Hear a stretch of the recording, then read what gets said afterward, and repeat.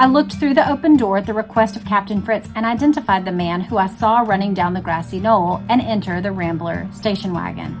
And it was Lee Harvey Oswald.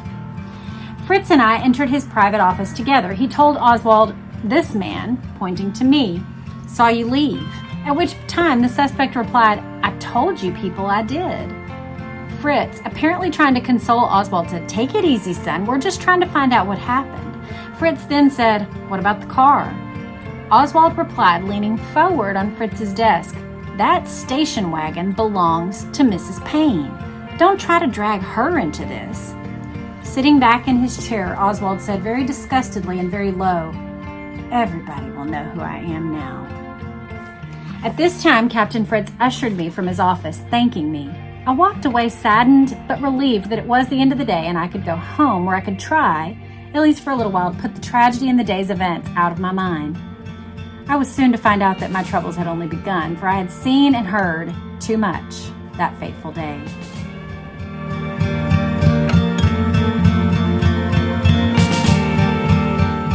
Hello, you guys. Welcome back to my channel. And if you're new, then welcome. I'm Jess, Connell, and I would love to earn your subscription today. You have caught us in the middle of a series focused on President Kennedy's assassination. We are moving chronologically through, and we have come to the part immediately following the assassination where investigations are beginning at Dealey Plaza. Today, we're going to be looking at a man. Here is his photo on the front of this book. We're going to be looking primarily at this book. It's called The Deputy Interviews, but both books are written and brought to us by the same man, Steve Cameron. This one is the manuscript of Roger Craig's actual manuscript called When They Kill a President. And this is a collection that actually includes this book, as well as interviews and information all about Roger Craig.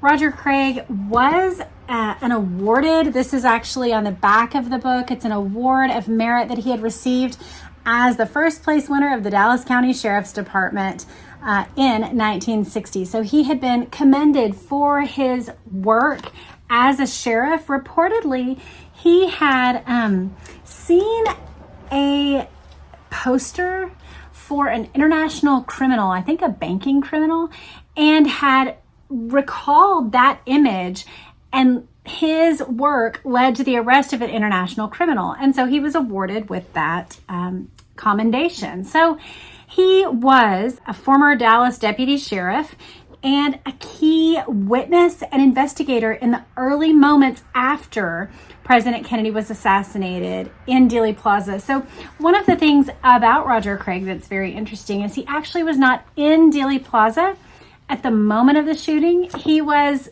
maybe a block away. The sheriffs had been told to just stand in front and do nothing.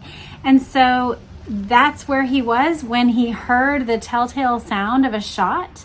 But of course, he did not stay in his position. He immediately burst into action.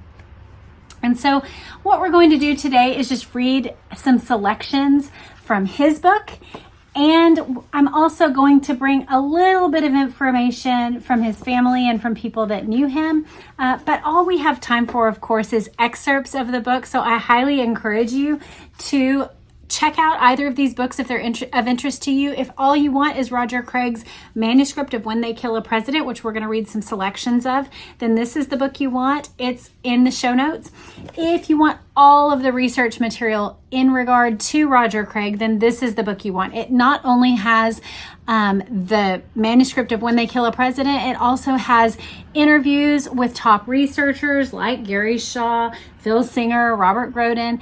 It also has an interview with family members of Roger Craig who tell their recollections, the stories that they've been told, the things that they remember in real time. So very fascinating book, very useful book if Roger Craig is a person of interest to you. We're going to go ahead and start with his own account of the day. We get a little bit of backstory that's important. About 10:30 a.m., November 22nd, 1963, Bill Decker called into his office what I will refer to as his street people, plainclothesmen, detectives, and warrant men, myself included, and told us that President Kennedy was coming to Dallas and the motorcade would come down Main Street. He then advised us that we were to stand out in front of the building, 505 Main Street, and represent the sheriff's office. We were to take no part whatsoever in the security of that motorcade. I want to remind you that in one of the earlier readings that we've done, we got the distinct impression that the Dallas Police Department was pretty strapped. They were borrowing sheriffs and officers from other nearby jurisdictions. So this to me is an odd decision. If you're already having to rely on non-Dallas people, why not rely on the sheriff's office that's right there, literally on the motorcade route? So the stage had been set. All the pawns were in place. The security had been drawn from that one vulnerable location. Come, JFK, come to Elm and Houston Streets in Dallas, Texas, and take your place in history. The time was 12:15. I was standing in front of the courthouse at 505 Main Street. We were waiting for the President of the United States. I had a feeling of pride that I was going to be not more than 4 feet from the President. But deep inside, something kept gnawing at me. I said to Jim Ramsey, "He's late." Jim's reply stunned me. "Maybe somebody will shoot the SOB." Then I realized the crowd was hostile. The men about me felt that they were forced to acknowledge his presence. Something else was bothering me. Being a trained officer, I always looked for anything which might be amiss about any situation with which I was confronted. Suddenly I knew it was wrong. There were no officers guarding the intersections or controlling the crowd. My mind flashed back to the meeting in Decker's office, then back to the lack of security in this area. Suddenly the motorcade approached and President Kennedy was smiling and waving, and for a moment I relaxed and fell into the happy mood the president was displaying. The car turned the corner onto Houston Street. So they're right there before the part that we normally see. Sometimes there will be footage included where the motorcade turns onto Houston Street, heads for the school book depository, and then makes that huge turn onto Elm Street. That's the part we normally see, is right after the motorcade had passed this moment. The president had passed and was turning onto Elm Street as if there were no people, no cars. The only thing in my world at that moment was a rifle shot. I bolted toward Houston Street. I was 15 steps from the corner. Before I reached it, 2 more shots had been fired. Telling myself that it wasn't true, and at the same time knowing that it was, I continued to run. I ran across Houston Street and beside the pond, which is on the west side of Houston. I pushed a man out of the way and he fell into the pond. I ran down the grass between Main and Elm. People were lying all over the ground. I thought, my God, they've killed a woman and a child, who were lying beside the gutter on the south side of Elm Street. I checked them, and they were all right. I saw a Dallas police officer run up the grassy knoll and go behind the picket fence near the railroad yards. I followed, and behind the fence was a complete confusion and hysteria. I began to question people when I noticed a woman in her early 30s attempting to drive out of the parking lot. She was in a brown 1962 or 1963 Chevrolet. I stopped her, identified myself, and placed her under arrest. She told me that she had to leave, and I said, "Lady, you're not going anywhere." I turned her over to Deputy Sheriff C.I. Lummy Lewis and told him the circumstances of the arrest. Officer Lewis told me that he would take her to Sheriff Decker and take care of her car. The parking lot behind the picket fence was of little importance to most of the investigators at the scene, except that the shots were thought to have come from there.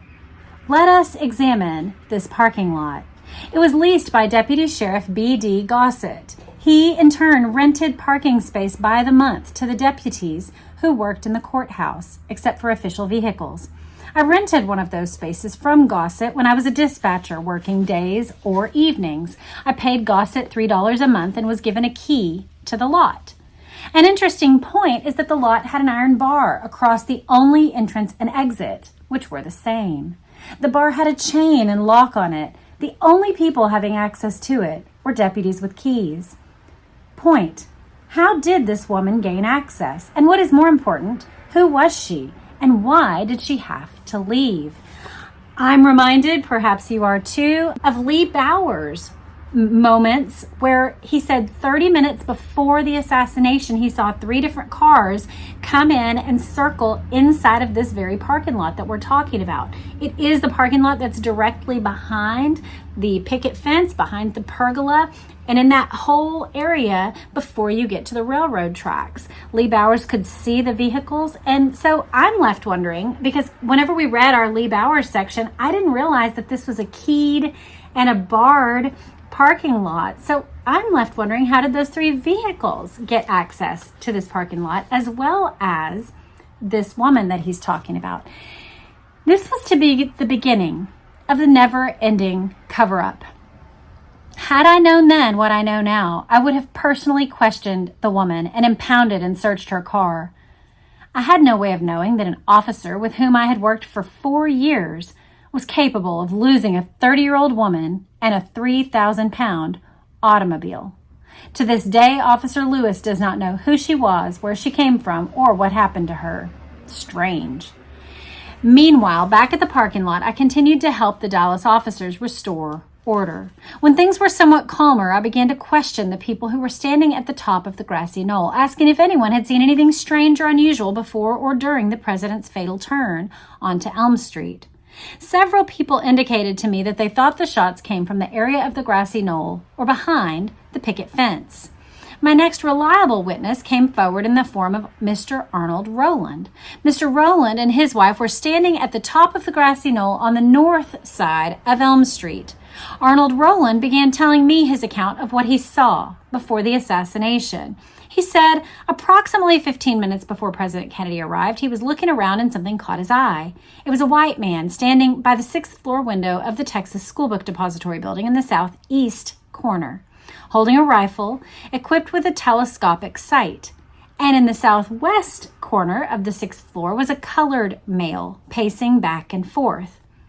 Needless to say, I was astounded by this statement. Also, this statement matches up with the prisoner that we talked about recently. I asked Mr. Rowland why he had not reported this incident before, and he told me that he thought they were Secret Service agents. An obvious conclusion for a layman. Rowland continued, he told me that he looked back at the 6th floor a few minutes later and the man with the rifle was gone, so he dismissed it from his mind. I was writing all this down in my notebook, and when I finished, I advised Mr. and Mrs. Rowland that I would have to detain them for a statement. I had started towards the sheriff's office with them when, lo and behold, I was approached by Officer C.L. Lummy Lewis, who asked me, "What you got?" A favorite expression of most investigators with Bill Decker. I explained the situation to him and told him of Rowland's account. Being the good Samaritan he was, Officer Lewis offered to take the Rowlands off of my hands and get their statements. This worked out a little better than my first arrest. The Warren Commission decided not to accept Rowland's story, but at least they did not lose them. Hang in there, Lummy. The time was approximately 12:40 p.m. I had just turned the Rowlands over to Lummy Lewis when I met E.R. Buddy Walthers, a small man with a very arrogant manner. He was without a doubt Decker's favorite pupil. He wore dark-rimmed glasses and a small-brimmed hat because affecting them meant he would resemble Bill Decker. Walthers had worked for the Yellow Cab Company of Dallas before coming to the sheriff's office, about a year before I began working there. His termination from the cab company was the result of several shortages of money. He came to the sheriff's department as a patrolman, but because of his close connections with the JP, Bill Richburg, Buddy soon was promoted to detective. He had absolutely no ability as a law enforcement officer. However, he was fast climbing the ladder of success by lying to Decker and squealing on his fellow officers. Wow, he is pulling no punches here. I ran into Buddy Walthers around 12:40. The traffic was very heavy, as Patrolman Baker, who had been assigned to Elm and Houston Streets, had left his post, allowing the traffic to travel west on Elm Street. As we were scanning the curb, I heard a shrill whistle come from the north side of Elm Street. I turned and saw a white man in his 20s running down the grassy knoll from the direction of the Texas School Book Depository building. A light green Rambler station wagon was coming slowly west on Elm Street. The driver of the station wagon was a husky-looking Latin with dark, wavy hair, wearing a tan windbreaker-type jacket. He was looking up at the man running toward him. He pulled over to the north curb and picked up the man coming down the hill. I tried to cross Elm Street to stop them and find out who they were, but the traffic was too heavy and I was unable to reach them. They drove away, going west on Elm Street. In addition to noting that these two men were in an obvious hurry, I noted that they were the only ones not running to the scene. Everyone else was running to see whatever might be seen. The suspect, as I will refer to him, who ran down the grassy knoll, was wearing faded blue trousers and a long-sleeved work shirt made of some type of grainy material. This will become very important to me later on and very embarrassing to the authorities. I thought the incident concerning the two men in the Rambler station wagon important enough to bring it to the attention of the authorities at the command post at Elm and Houston. I ran to the front of the Texas School Book Depository where I asked for anyone involved in the investigation. There was a man standing on the steps of the book depository building who turned to me and said, "I'm with the Secret Service." This man was about 40 years old, sandy-haired, with a distinct cleft in his chin. He was well-dressed in a gray business suit. I was naive enough at the time to believe that the only people there were actually officers. After all, this was the command post. I gave him the information. He showed little interest in the persons leaving. However, he seemed extremely interested in the description of the Rambler.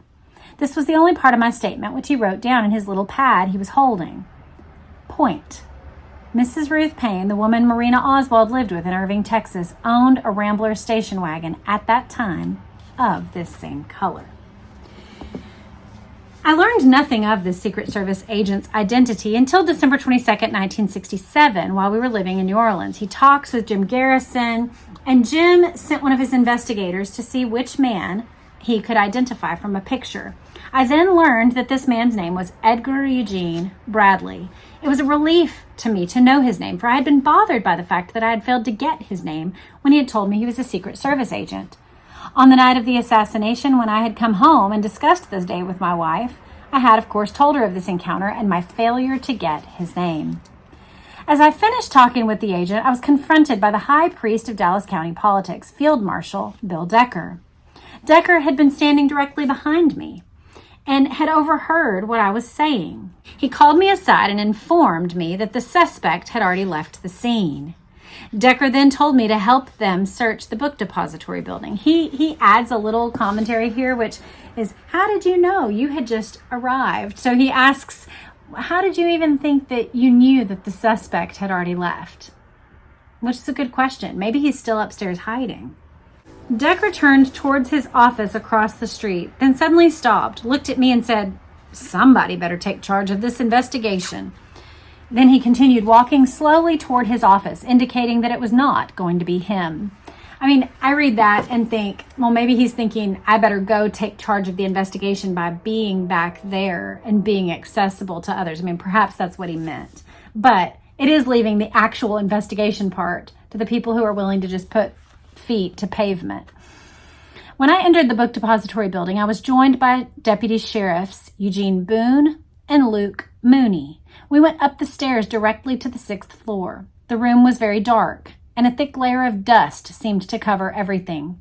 We went to the south side of the building, since this was the street side and seemed the most logical place to start. Luke Mooney and I reached the southeast corner at the same time. We immediately found 3 rifle cartridges, laying in such a way that they looked as though they had been carefully and deliberately placed there, in plain sight on the floor to the right of the southeast corner window.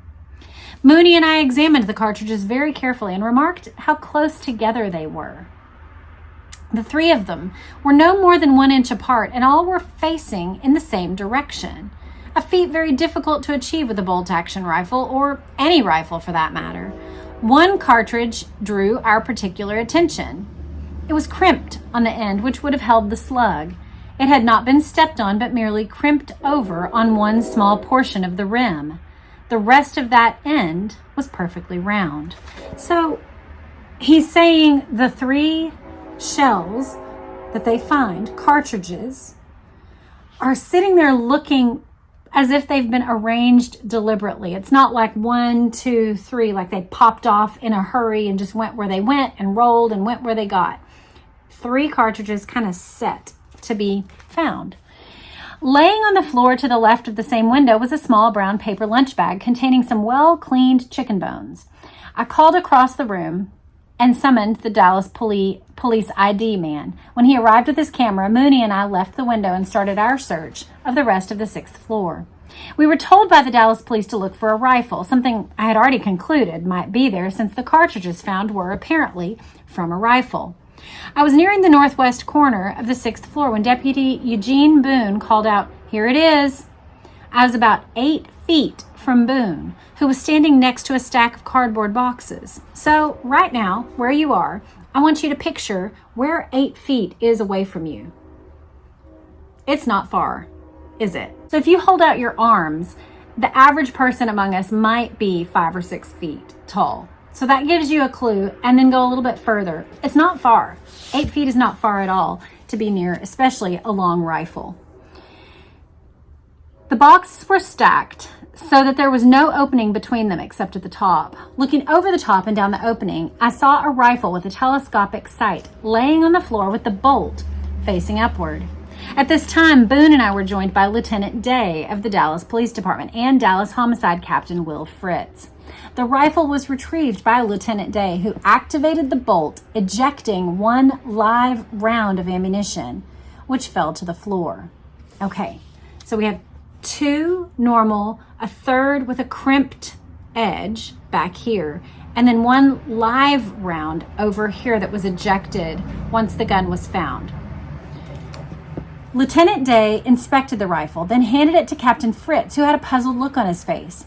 Seymour Weitzman, a deputy constable, was standing beside me at the time. Weitzman was an expert on weapons. He had been in the sporting goods business for many years and was familiar with all domestic and foreign weapons. Captain Fritz asked if anyone knew what kind of rifle it was. Weitzman asked to see it. After a close examination, much longer than Fritz's or Day's examination, Weitzman declared it was a 7.65 German Mauser. Fritz agreed with him. Apparently somebody at the Dallas Police Department also loses things, but at least they are more conscientious. They did replace it, even if the replacement was made in a different country. See Warren report for Italian Mannlicher Carcano, 6.5 caliber. He's got a funny sense of humor. He's always constantly adding these little parenthetical comments. I mean, this is his writing. I don't know if I explained that, but this book is a collection of different interviews and items of interest, but this particular portion is Roger Craig's manuscript called When They Kill a President. There's even an explanation in this book of Roger Craig's decision not to publish his manuscript while he was living and instead to leave it to his children so that they could decide what to do with it. So interesting. But this is directly from the lips of Roger Craig. At that exact moment, an unknown Dallas police officer came running up the stairs and advised Captain Fritz that a Dallas policeman had been shot in the Oak Cliff area. I instinctively looked at my watch. The time was 1:06 p.m. A token force of uniformed officers was left to keep the 6th floor secure. Fritz, Day, Boone, Mooney, Weitzman, and I left the building. On my way back to the sheriff's office, I was nearly run down several times by Dallas police cars racing to the scene of the shooting of a fellow officer. There were more police units at the J.D. Tippit shooting than there were at President JFK's assassination. Later that afternoon, I received word of the suspect's arrest and the fact that he was suspected of being involved in the president's death. I immediately thought of the man running down the grassy knoll. I made a telephone call to Captain Will Fritz and gave him the description of the man I had seen, and Fritz said, "That sounds like the suspect we have. Can you come up and take a look at him?" I arrived at Captain Fritz's office shortly after 4:30 p.m. I was met by Agent Bookhout from the FBI, who took my name and place of employment. The door to Captain Fritz's personal office was open and the blinds on the windows were closed so that one had to look through the doorway in order to see into the room. I looked through the open door at the request of Captain Fritz and identified the man who I saw running down the grassy knoll and enter the Rambler station wagon. And it was Lee Harvey Oswald. Fritz and I entered his private office together. He told Oswald, "This man," pointing to me, "saw you leave." At which time the suspect replied, "I told you people I did." Fritz, apparently trying to console Oswald, said, "Take it easy, son. We're just trying to find out what happened." Fritz then said, "What about the car?" Oswald replied, leaning forward on Fritz's desk, "That station wagon belongs to Mrs. Paine. Don't try to drag her into this." Sitting back in his chair, Oswald said very disgustedly and very low, "Everybody will know who I am now." At this time, Captain Fritz ushered me from his office, thanking me. I walked away saddened but relieved that it was the end of the day and I could go home where I could try, at least for a little while, to put the tragedy in the day's events out of my mind. I was soon to find out that my troubles had only begun, for I had seen and heard too much that fateful day. Saturday, November 23rd, 1963, I spent the day at home talking to my wife, Molly, about Friday's events and playing with Deanna and Terry, not knowing that the very next day would bring another tragic event which would affect not only my job, but my entire future. Like many other Americans, I was watching television on Sunday morning, November 24th, 1963, when Jack Ruby shot Lee Harvey Oswald. I would like to clear up one thing at this point concerning Ruby's access to the basement of the city jail. The Warren Commission concluded that Dallas police officer R.E. Vaughn, that's Roy Vaughn, through negligence, let Jack Ruby into the basement. What they did not say is that Officer Vaughn was questioned extensively after the shooting and even submitted to a polygraph test, which he passed, showing that he did not let Jack Ruby go down the Main Street ramp of the city jail. I have known Officer Vaughn for many years and feel that he is honest, conscientious, and one of the finest people I have ever known. I feel that he was unjustly accused. However, bombing Vaughn was the easiest way out for Earl Warren's commission. The more I learn about the Warren Commission, the more discouraged I am. I don't know about you, but I just feel very discouraged as I read about it. Well, he gave his account to the Warren Commission and talks about that. But then he says, I first saw my testimony in January of 1968 when I looked at the 26 volumes which belonged to Penn Jones. My alleged statement was included. The following are some of the changes in my testimony. Arnold Rowland told me that he saw two men on the 6th floor of the Texas School Book Depository 15 minutes before the president arrived. One was a Negro who was pacing back and forth by the southwest window. The other was a white man in the southeast corner with a rifle equipped with a scope. And that a few minutes later he looked back and only the white man was there. In the Warren Commission, both were white. Both were pacing in the front of the southwest corner, and when Rowland looked back, both were gone. So he's pointing out what he said versus what the Warren Commission printed that he said. I said the Rambler station wagon was light green. The Warren Commission changed to a white station wagon. I said the driver of the station wagon had on a tan jacket. The Warren Commission, a white jacket.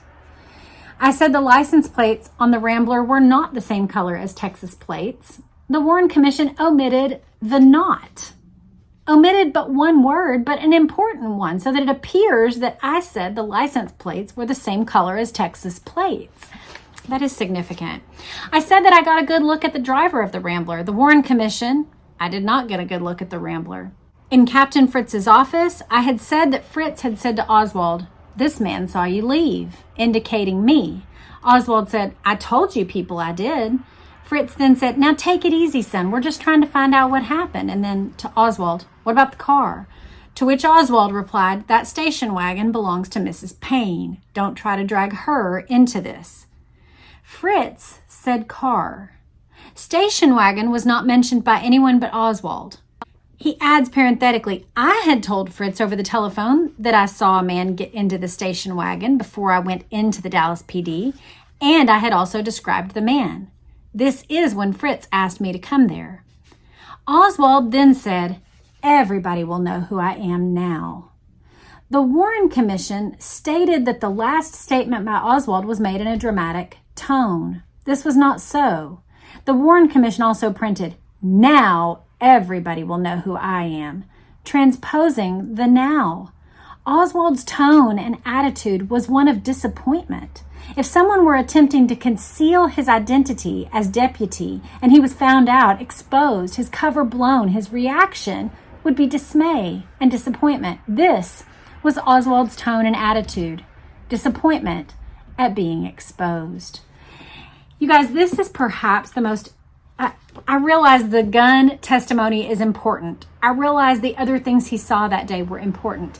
To me, This is perhaps the most important piece of testimony that Roger Craig brings to us because it conveys something very important about who Lee Oswald was. If he was this, quote, little man, like Ruth Paine claimed that he was, a little man trying to be a big man, trying to make himself more important, trying to have significance in a world where he had been a failure. If that's who he was, then in this moment, it would not make sense for him to be dejected. So the Warren Commission changed it around to act like, now everyone will know who I am. But instead, Roger Craig is saying they transposed the now.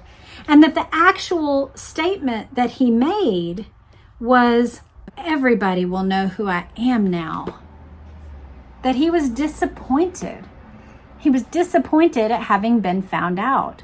Well, that fits with Oswald the intelligence man that we've been talking about for many episodes now.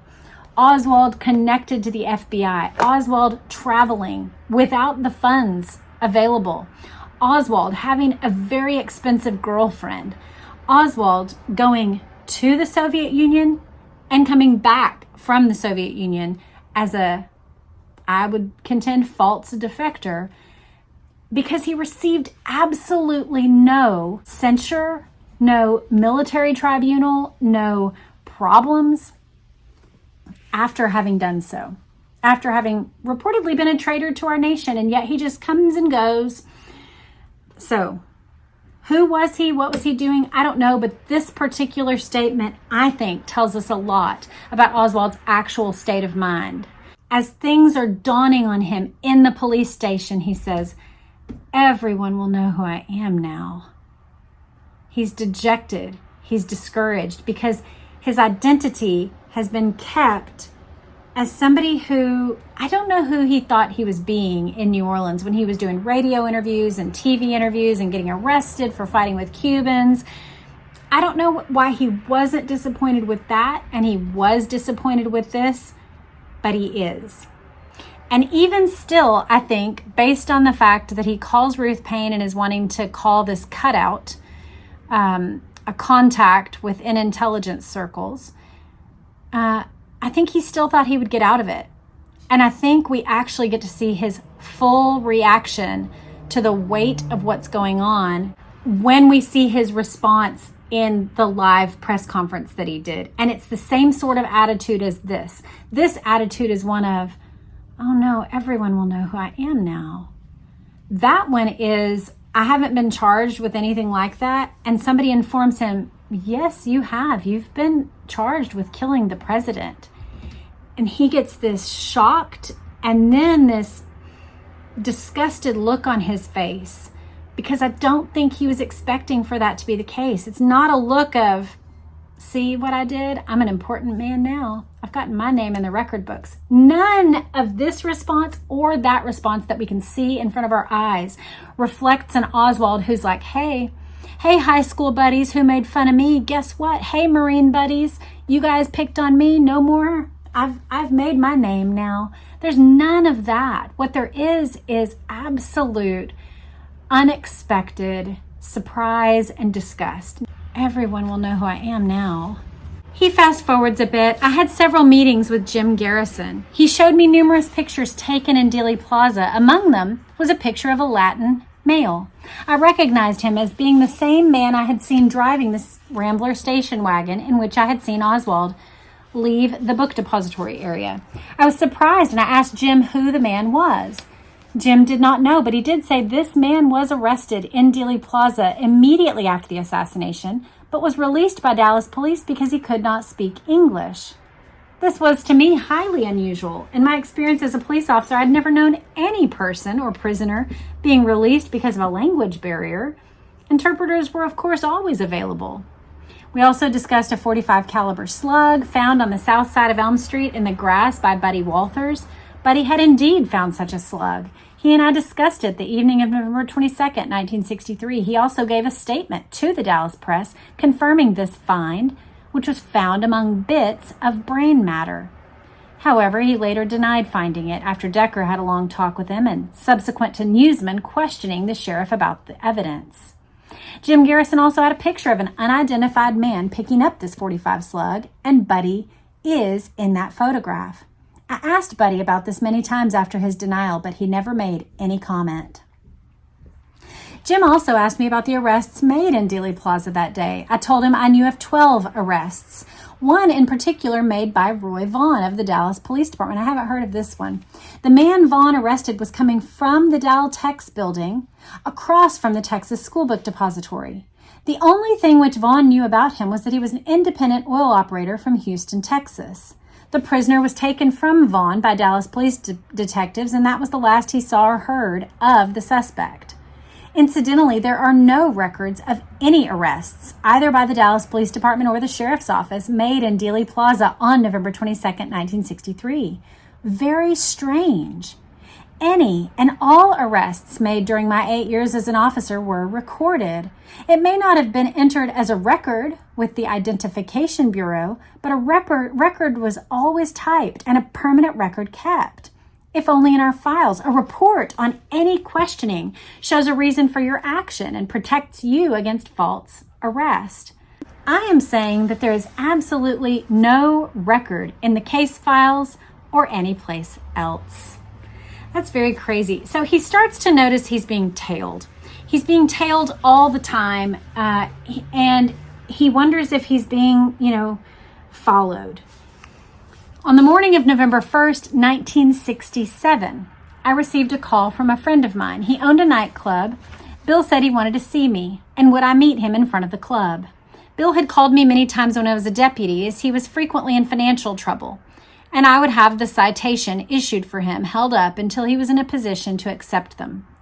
Some people in Dallas did receive special treatment in the matter of citations. So basically, he's saying he would help this guy by holding on to a citation and not releasing it until the guy could pay it. That's very interesting. When Bill called me on November 1st, he said he wanted to talk to me about money he owed the bonding company where I worked. He asked that I meet him at 9 a.m. At about 8:30 a.m., me and my shadows started for the club, arriving at approximately 9 a.m. When I parked in front of Bill's club, my shadows began one of the sweetest setups I had ever seen. One car, a tan Pontiac, parked 1 block in front of my car, racing me. And the other, a white Chevy with a small antenna protruding from the roof, kept circling the block again and again, never stopping. There were 2 men in the Chevy.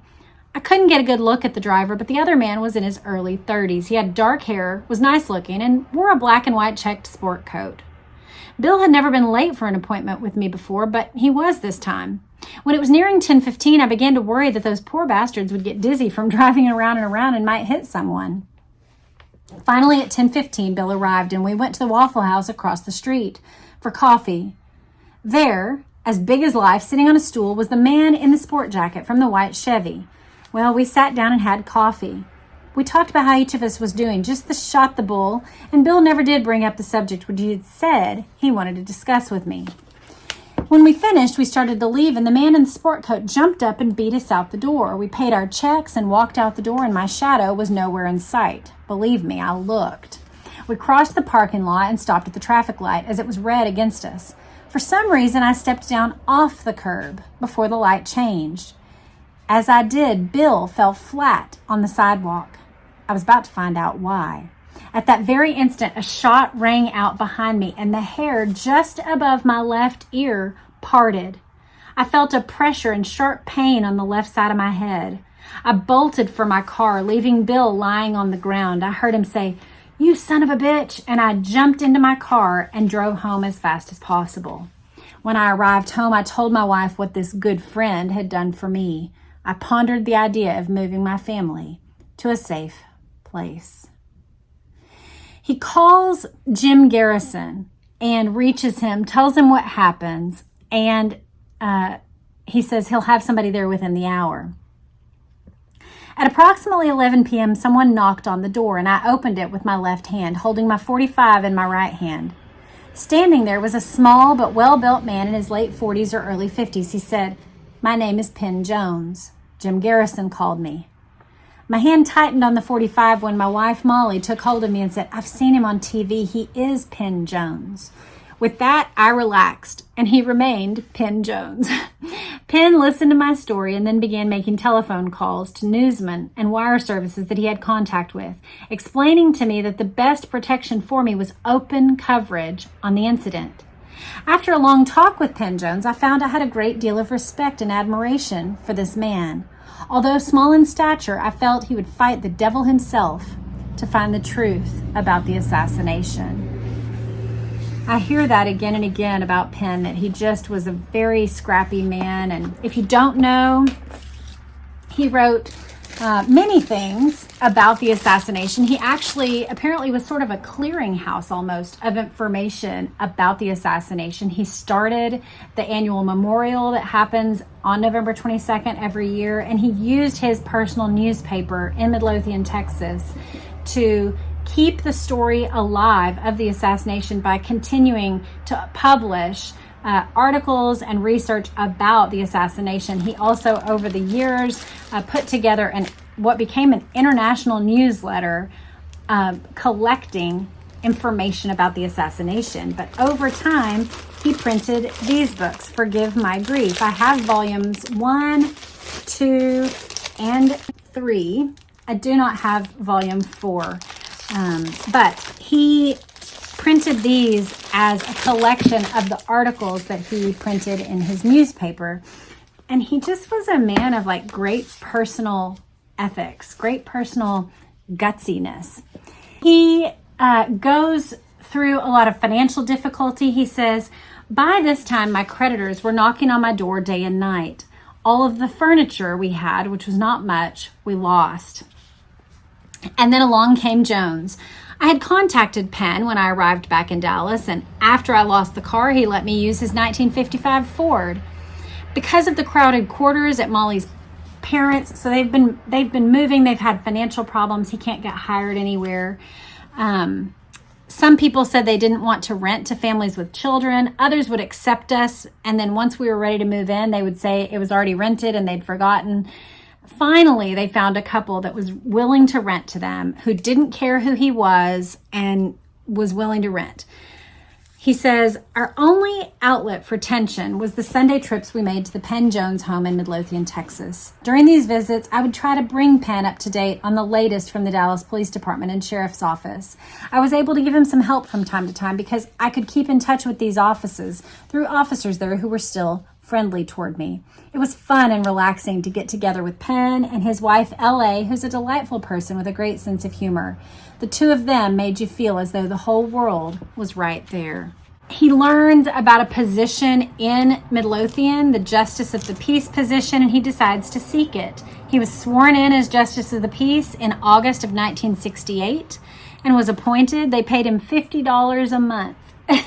He says, I was not getting rich, but look at it this way. I was the entire establishment in Midlothian, Texas. Just by way of personal interest, I actually grew up in Midlothian, Texas. So to me, there's a whole added layer of joy as I read through these stories because Penn Jones owned the newspaper in that town. Roger Craig was in and out. Roy Vaughn, the other name that we've been hearing, became the police chief there. He was the police chief when I was a child.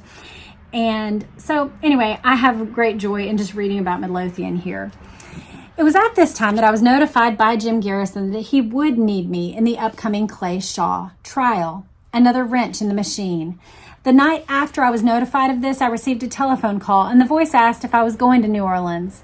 When I answered yes, he just said, get a one-way ticket, and then hung up. I brushed this off as another crank. The next day, I received another call. This time it was a different voice. This one asked if I were going to New Orleans, and when I said yes, all he said was, remember, you have a family, and hung up.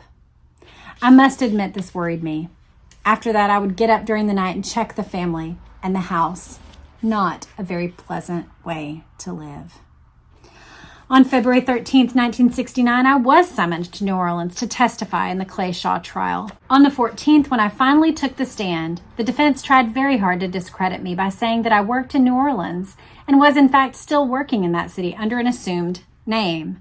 Failing to discredit me, they accomplished the next best thing. The distorted version appeared in the newspapers and wire services throughout the country. When I returned to Dallas, I was to realize the full impact of this distorted news story. For when I contacted job possibilities, I found all the doors were closed. One of the sad things about Roger Craig is that financial difficulties continued to plague him. He continued to be threatened. It affected his marriage. It affected his family. And he did go towards a paranoid state, but we all can understand why. Look at what he was on the receiving end of: threats and lies. And remember, he had gone from being the celebrated sheriff of 1960 to being a man that no one will even rent to. His wife has left him. His children know. Actually, there's a whole interview here, a very long interview with Roger Craig Jr. And I had so much fun reading through this. It's such an interesting interview. It tells about his career in the military. It talks about his awareness of different investigations, even like that of Bonnie and Clyde. Just really old school Dallas stuff. Very fun to read. But the jewel thief that he found, he tells all about that story and how that's what got him to be the celebrated sheriff that year in 1960. But he walks through and tells all about what happened, and he gives his side of it from the perspective of the family, what they remember about what they were experiencing. For example, when he's checking the door to be Penn Jones, what is the family seeing and experiencing? You get to see all of that. So I think the final place that we'll leave it is, if you have watched my recent interview with Robert Groden in Dealey Plaza, he actually mentions this exact moment. But I'm going to read his testimony from this book about his attempt to connect with Roger Craig, because it tells us about the end of the story. Penn Jones had arranged for me to meet with Roger Craig in May of 1975, and my wife and I were flying down to Dallas to meet with Roger and do some other stuff as well. But the big excitement was to meet Roger. When the plane landed, we were met by Penn, Gary, and Larry. That's Gary Shaw and Larry Harris. The three, Penn Jones, Gary Shaw, and Larry Harris, were three Dallas investigators who were just on the case and really tracking the investigation. When he's off the plane, they're met by them, and we got the news that Roger had deceased. Robert says, "I've never believed it was an accident, but it was so shocking. I couldn't really think of all of that at the time." And then we drove to the funeral home. Roger's wife, Molly, was there.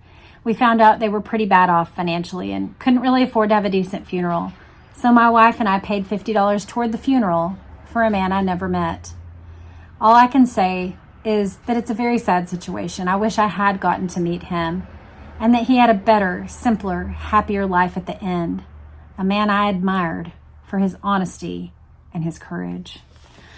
So sadly, that's the end of the Roger Craig story. But I want to encourage you, if you're interested in the manuscript, When They Kill a President, and that's all you're interested in, you'll want to pick this up on Amazon. It's a small, easy read that tells exactly and everything that I didn't include. What I read was portions of this, but it tells everything about his account. If you want the whole full meal deal of the Roger Craig story, then you want this book, The Deputy Interviews, The True Story of JFK Assassination Witness and Former Dallas Deputy Sheriff Roger Dean Craig by Steve Cameron. One thing I want to tell you about Steve Cameron, he has been so generous and kind. Not only did he personally sign and leave just encouraging notes for me in his books, but also he is working on a screenplay of the Roger Craig story. And so that's exciting. He has a Facebook page where you can follow that. So you may want to jump on there and just follow. Anytime that there's news about Roger Craig or any kind of videos with information about him, he highlights that. But also you can eagerly await the build-up and release of that screenplay. So that would be just fabulous to have this story acted out on the screen would be fantastic. So thank you, Steve, for sending your books. Thank you for your kind words and encouragement as I've looked into Roger Craig's story. And from all of us, we all owe Roger Craig a big thanks that he told the truth, that he was one of the few who didn't change his story. We read about, for example, Walthers and others who initially testified one thing and later changed the story, or a police officer who received an arrest and then let that woman go and fails to even recognize that that happened. As he said, he lost a 30-year-old woman and lost a 3,000 pound car. Very difficult thing to do. There were many who had positions of authority and did not hold to the same story throughout. Roger Craig is one who did. He told his story. He told his story. He told his story all the way to the end. And many people believe he paid for it with his life. So that's the story of Roger Craig. That is what he observed. I want to hear from you in the comments. What do you notice about Roger Craig? What stood out to you about his story?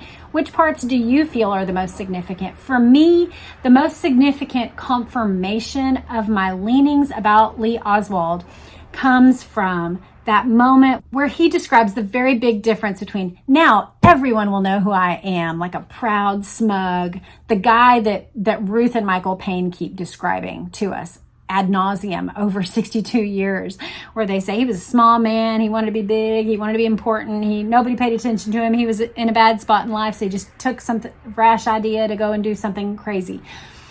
With that picture, what you get is a boasting, now everybody's going to know who I am. What we see instead is, oh, everyone will know who I am now, which is a totally different tone. All of that comes through the testimony of Roger Craig. So for me, that's the most significant thing. Let me know what you find most significant and interesting about it, and I will look forward to reading that. Next time, we're going to be coming back to this story. Darwin Paine. This is actually a man that I met a few years ago. You guys have known before I ever started reading about this on the channel, before I even had the channel, I've always been interested in the JFK assassination, and the city of Allen, which is up on the north side of Dallas, hosts an annual set of lectures about the JFK assassination. They usually do it right around the time of the assassination in November. And one year they hosted Darwin Paine. And this is a picture of him in Dealey Plaza that day. We got to meet him. He signed this book for my son. And we got to go and hear his lecture together, and that was very fascinating. So come back for that. We're going to talk about a reporter's view of getting down the story of the JFK assassination in Dealey Plaza that day. We're just going to read some highlights from this. So look forward to those in the coming episodes, and we'll see you soon. Take care. Bye.